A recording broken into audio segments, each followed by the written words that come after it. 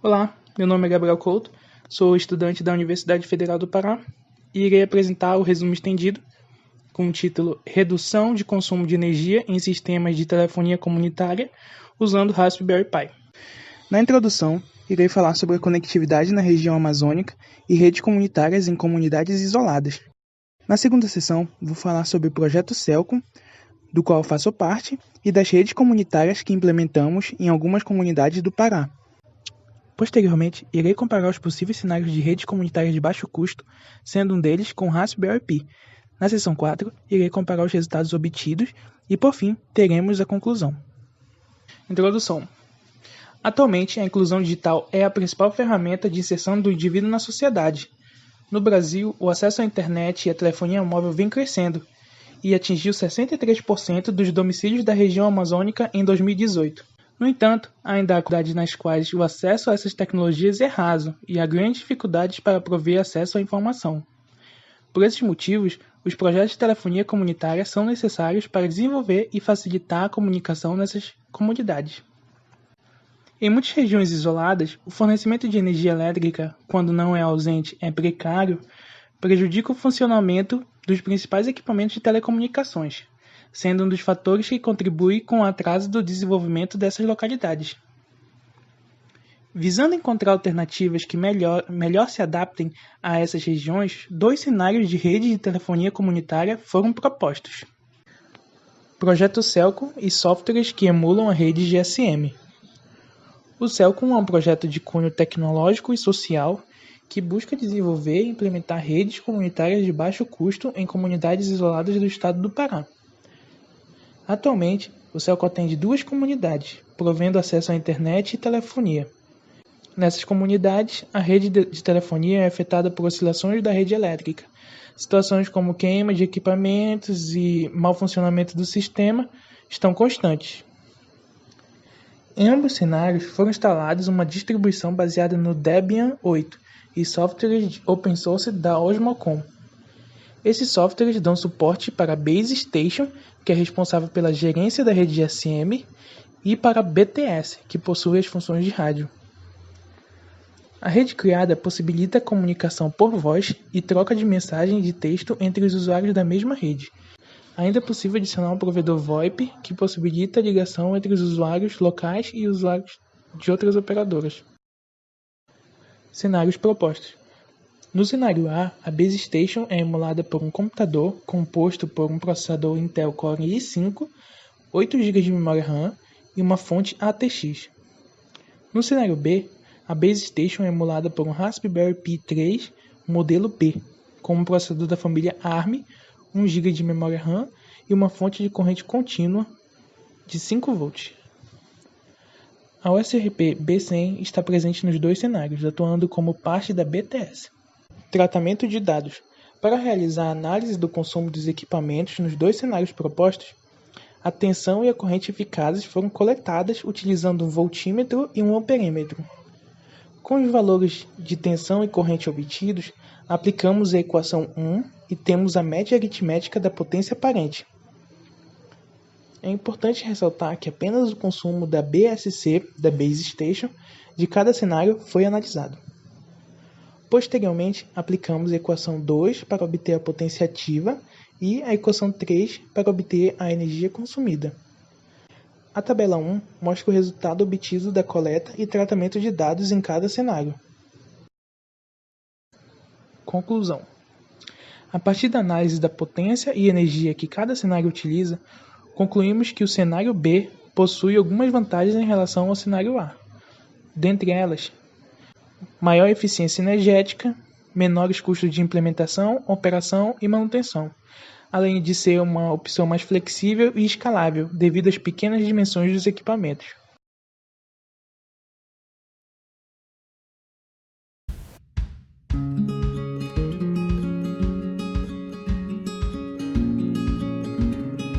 Olá, meu nome é Misael Nascimento Rodrigues, sou aluno do Instituto Federal Ivan Campos Lavre, do 3º ano de Informática. Estou aqui para apresentar o nosso projeto de realidade aumentada, que tem como título Contando História com Realidade Aumentada, um livro didático interativo para as crianças com necessidades especiais. Bom, Todos nós sabemos que na sociedade em que vivemos, as novas tecnologias se tornaram quase que indispensáveis. E diante disso, o autor Freitas diz que as novas tecnologias podem promover avanços significativos no processo de aprendizagem do aluno. Não só isso, mas possibilita uma maior interatividade entre os alunos e professores. O autor Oliveira também diz que as novas tecnologias são de grande relevância no processo de aprendizagem dos alunos com necessidade especial, que aqui é o nosso público-alvo. E diante disso tudo, surgiu a ideia de criarmos um projeto capaz de proporcionar um ambiente diferenciado para as crianças com necessidade especial no ensino fundamental, através de um livro didático interativo, contando a história do município de Lavre, isso tudo através da tecnologia de realidade aumentada. A nossa equipe multidisciplinar era composta por um terapeuta ocupacional, um psicólogo, uma fonoaudióloga e uma assistente social. A cidade de Lavre, onde o projeto foi aplicado, apresenta baixos avanços tecnológicos. Isso tudo por ser uma cidade do interior, no sul do Amazonas. Partindo disso, o projeto teve como um dos objetivos proporcionar um ambiente diferente para as crianças com necessidade especial, para que elas pudessem ter novas experiências e conhecer a real história do município de Lavre, promovendo assim uma inclusão social e digital. No nosso desenvolvimento, utilizamos 3 programas computacionais. O primeiro foi o Blender. O Blender é um programa computacional onde nos possibilita a criação de objetos 2D, 3D e animações de altíssima qualidade. O Blender foi de suma importância para o nosso projeto, pois nos possibilitou a criação do nosso personagem, onde contou a história do livro do início ao fim. Por segundo, utilizamos o programa computacional Unity 3D, que é usado em criação de ambientes 3D e geração de QR Codes. Utilizamos o Unity 3D para a geração dos QR Codes, os nossos marcadores. O terceiro programa foi o Vuforia. O Vuforia, ele é uma extensão do Unity 3D. Foi usado basicamente para a criação de um aplicativo mobile, onde nos possibilitou a leitura dos QR Codes. A nossa metodologia foi dividida em 2 partes, implementação do livro e aplicação no ambiente escolar. Bom, primeiro de tudo fizemos pesquisas bibliográficas sobre os programas citados acima. Logo depois, visitamos todas as bibliotecas do município de Lavre com o intuito de conseguir acervos bibliográficos sobre a história do município. Por segundo, fizemos entrevista com os historiadores da cidade de Lavre com o intuito de conseguir acervos sobre a história do município. Por terceiro, foi a elaboração do livro em realidade aumentada, criação do personagem, animação, geração dos QR Codes, criação do aplicativo mobile e também utilizamos um programa chamado CorelDRAW para a diagramação e o design do livro físico. Por último, foi feita a apresentação do livro em realidade aumentada para a comunidade de professores da Secretaria de Educação do município de Lavre. De aplicação no ambiente escolar, foram feitos testes experimentais com a finalidade de avaliar o conhecimento prévio dos alunos sobre a história do município. As aplicações em realidade aumentada eram feitas de forma individual pela professora que foi responsável por guiar toda a história do início ao fim. Ao final de cada aula, era aplicado atividade de fixação para melhor aprendizado do aluno. No total, aplicamos 11 aulas com o livro em realidade aumentada. Por fim, fizemos uma roda de conversa com os profissionais envolvidos para destacar o desenvolvimento do aluno, os pontos positivos e negativos. Os resultados foram bastante satisfatórios, pois a aprendizagem dos alunos melhorou significativamente em relação ao método tradicional. O livro em realidade aumentada nos ajudou a incluir aquelas crianças que muitas vezes eram esquecidas pela sociedade e que não tinham acesso às novas tecnologias por morarem em uma cidade do interior no sul do Amazonas, onde a maioria da população são de comunidades ribeirinhas. Novas aplicações já estão sendo planejadas com essas crianças. O projeto também foi capaz de proporcionar um maior interesse e motivação dos alunos em conhecer as novas tecnologias. Agradeço o evento pela oportunidade, agradeço o Instituto Federal, na pessoa do senhor Marcelo, agradeço o professor Fabiano, que foi o nosso orientador, e todos os profissionais envolvidos. Agradeço em especial todas as crianças que participaram do nosso projeto. Meu muito obrigado e valeu! Bom dia a todos. Meu nome é Levi Jorge Ferreira da Silva e a apresentação a seguir é referente ao resumo expandido Dispositivo IoT para monitoramento e controle remoto de condicionadores de ar. autorado por mim e pelos meus professores Gil Andrade e Diego Ross, pertencente à seção técnica SP4.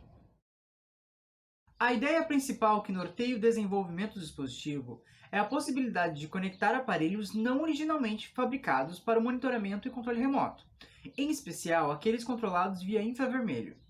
Por sua natureza, eles não fornecem dado algum sobre seu funcionamento, e a solução proposta por nós é fornecer o controle do dispositivo pela emissão de pulsos infravermelho, a fim de simular o comando via controle remoto, e utilizar sensores de presença e temperatura para detectar se o aparelho está ou não ativado.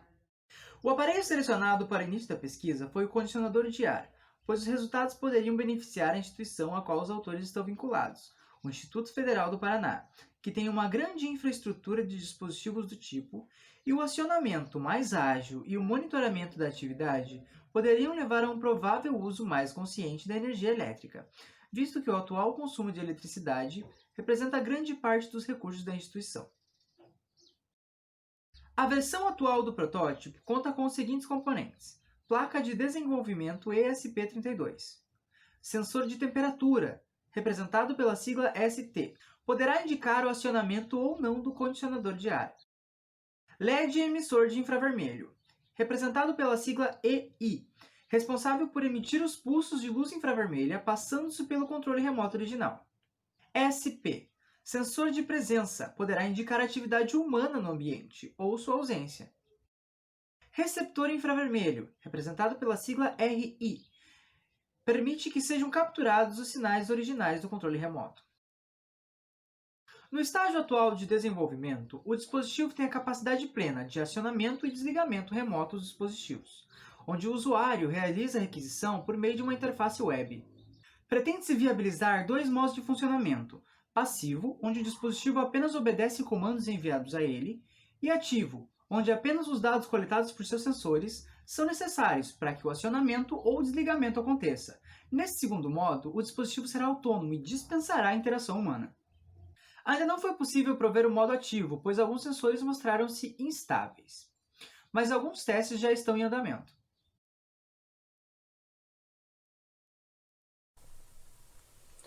No modo passivo, se implementou um servidor web Laravel, o qual serve uma API que o dispositivo pode consultar para obter o seu estado.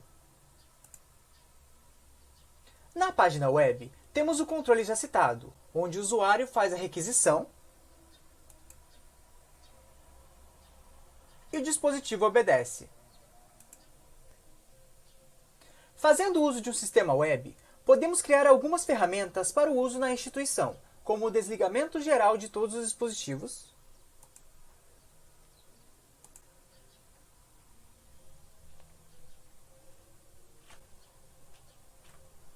a delegação de permissões para um acesso seguro,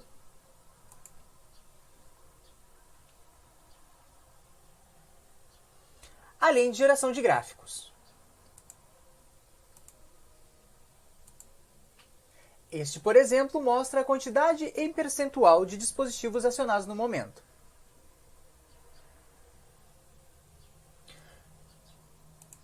Com a implementação de uma API, as possibilidades são ainda maiores. Por exemplo, criamos esse aplicativo simples em React Native.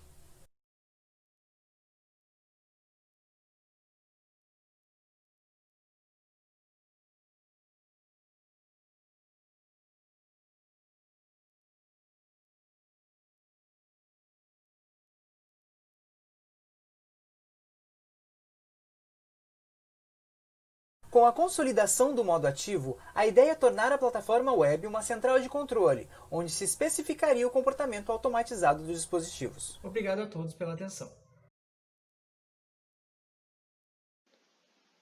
Boa tarde a todos. Hoje vou estar explicando sobre nossa pesquisa, que relata o processo para reconhecimento e tradução de sinais em Libras utilizando redes neurais artificiais. Eu sou Lucas Pacheco e esse trabalho foi desenvolvido em parceria com o João Pedro Sobrinho. Nós somos alunos do Cefet-MG, campus de Leopoldina, e fomos orientados pelos professores Gabriela Costa e Samuel Basílio. Bom, só para dar uma visão geral a vocês sobre o que será abordado nessa apresentação, nós iremos falar um pouco sobre como está o cenário brasileiro em relação a Libras, como está em relação à população surda, sobre o que nos motivou a realizar essa pesquisa, a metodologia abordada para chegar aos resultados, falar sobre os resultados e as análises por trás deles, e, por fim, apontar nossas considerações finais e falar um pouco sobre trabalhos futuros realizados a partir desse.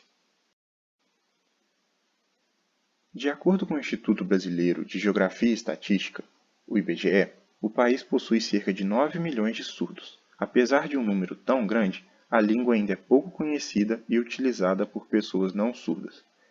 Apesar das pessoas possuírem a deficiência auditiva, muitos não têm dificuldades linguísticas, ou seja, são capazes de produzirem pensamentos e tendem a se comunicar. Com isso, o surgimento da linguagem de sinais é natural em qualquer ambiente que essas pessoas estejam inseridas. Considerando que é por meio da linguagem e da língua que ocorrem os processos de socialização, este trabalho tem como objetivo propor um processo que facilite a comunicação entre os que possuem e os que não possuem domínio sobre a Libras, por meio da utilização de redes neurais artificiais, de forma a permitir uma maior integração entre a comunidade. Nossa metodologia consistiu em gravar 40 voluntários realizando o gesto de Olá, tudo bem. Desses vídeos, 20% foram separados para teste e 80% para treino. A rede neural consegue, através do treinamento, ajustar o peso de cada neurônio, abstraindo assim informações sobre os dados e classificá-los ao comparar essas informações aos dados de teste. Como exemplificado na animação, a rede consegue classificar a imagem como sendo de um gato ou um cachorro. A rede que iremos utilizar é a Conv-LSTM.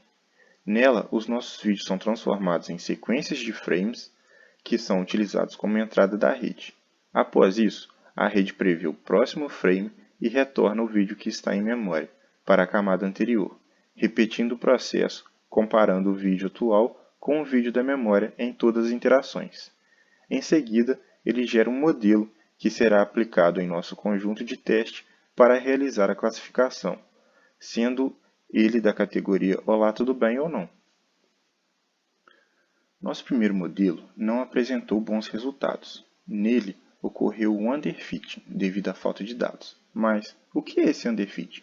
Ele ocorre quando a rede não distingue um vídeo que seja parecido com o de treinamento, ou seja, ela não estava precisa. E para solucionar isso, nós conseguimos mais vídeos, triplicando a quantidade anterior, além de aplicação de um filtro de escala de cinza. Após isso, todo o processo foi repetido, conseguindo então uma acurácia de 70%. Nossas considerações finais. Para que a rede neural traga resultados satisfatórios, foi constatado que a quantidade de dados é extremamente importante, sendo necessário um maior volume de dados, além de utilizar diversos exemplos diferentes de vídeos para que ela possa abstrair e classificar os dados da melhor forma possível. Bom, para trabalhos futuros, nosso intuito é modificar a rede Conv-LSTM para uma convolucional de 3 dimensões, que é muito utilizada para reconhecimento de ações humanas. Aproveito a oportunidade para convidar a todos a visitar o nosso site l2p.projetoscomputação.com.br. Nele nós estamos tentando arrecadar mais dados para conseguir melhorar a classificação da nossa rede. Nesse site também vocês vão conseguir saber um pouco mais sobre a história do projeto, algumas participações em eventos e nossa equipe. Além de que no final da página vocês encontram exemplos de vídeos sobre os gestos que estamos tentando classificar. Nosso muito obrigado a todos pela atenção e fico no aguardo pelas perguntas.